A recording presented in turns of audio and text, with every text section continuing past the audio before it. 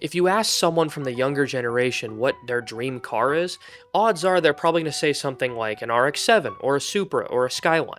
But the real question is, why is that? In today's video, we're going to cover exactly how JDM car culture went from a niche obsession to a full-blown movement. We're also going to cover the cars, the history, and the challenges that the culture faced. And by the end of the video, you'll see exactly why these machines sparked the tuner culture phenomenon that you see today. So, let's get into it. So back in the 1960s, Japanese manufacturers like Toyota, Nissan, and Honda began exporting compact, fuel-efficient cars to the US domestic market. Now these vehicles were affordable, reliable, and had really good gas mileage, which made them perfect for the gas crisis in America of the 1970s. Now this led models like the Toyota Corolla to become a staple on American roads, offering a more practical alternative to the larger gas-guzzling American models of the time. However, it wasn't just about practicality. Enthusiasts began to notice the performance potential of these Japanese cars. The 1980s saw the arrival of the Toyota Supra and the Nissan 300ZX, which offered better reliability and handling than a lot of their American counterparts. And this is about the point in time where we started to see a little bit of a cult following of these Japanese performance vehicles. However, the real explosion of JDM culture in America came in the 1990s. Now this is the point in time where we started to see the rise of the tuner scene, which is where people would take these Japanese import cars and apply mods to make them faster or look better.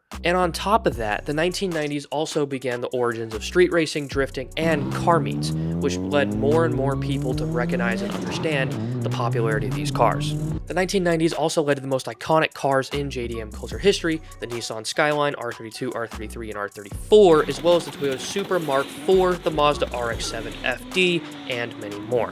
Now, by the time the early 2000s rolled around, JDM car culture has stabilized itself in America and was just as much of a household name as muscle car culture. Car shows, drift events, and tuner magazines became mainstream, and import cars were no longer just for enthusiasts, they actually were kind of for everyone now. Brands like HKS, Hoonigan, and Liberty Walk became household names among enthusiasts, and with the rise of online shopping, aftermarket support and parts became more accessible for any type of enthusiast, regardless of your car platform. And the rise of the internet brought with it forums like S2KI for S2000 owners like myself, which allowed enthusiasts to showcase builds, share knowledge with each other, and most importantly, build a community of like-minded enthusiasts on the same platform across the entire country. And this focus on digital community made JDM car culture even more widespread and easily accessible to the masses. Now, in recent years, the JDM car culture has kind of tapered off a little bit in terms of exponential growth, but the core principles still remain the same: passion for affordable performance, customization, and community. Now, the rise of social media platforms like Instagram and YouTube have made it even easier to share your builds online and garner support and build community. Additionally, the increasing availability of classic JDM cars due to changes in American import laws has allowed a new generation of car enthusiasts to experience these vehicles firsthand. Now, despite its growth, JDM culture in America has experienced a few challenges. US import laws have been a serious hurdle, with strict regulations governing which cars can enter into the US and not. Now, the 25-year-old import rule, which allows cars over 25 years old to be imported directly into the US without any governing restrictions, has been kind of both a blessing and a curse. And while it mostly is a good thing, it has restricted cars like the R34 Skyline being imported into the US until just a couple years ago. Now, arguably the most significant moment in JDM tuner car history was the release of the Fast and Furious in 2001. Now, this initially was a film about street racing, although the later iterations have gone totally off the rails.